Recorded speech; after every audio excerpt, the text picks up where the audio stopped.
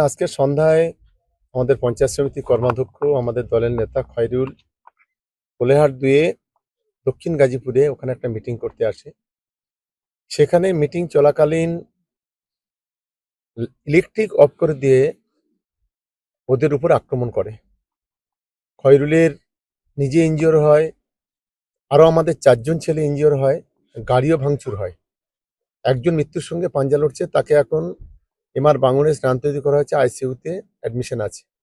এই ঘটনা ঘটার পর আমরা জিরানগাছা হসপিটালে আসি এবং সেখান থেকে কোলেহাট থানায় আমরা এফআইআর এর জন্য এখানে আসি। এখান থেকে এফআইআর করে যখন আমরা ফিরছি, থানা থেকে 500 থেকে 700 মিটারের মধ্যে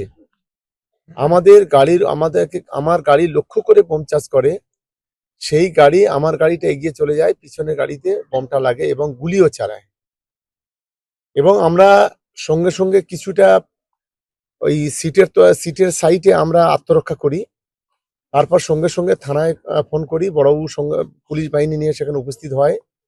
পরবর্তীকালে সেখান থেকেও আরো দুখানা লাইভ বোমা সেখান থেকে পুলিশ রিকভার করে।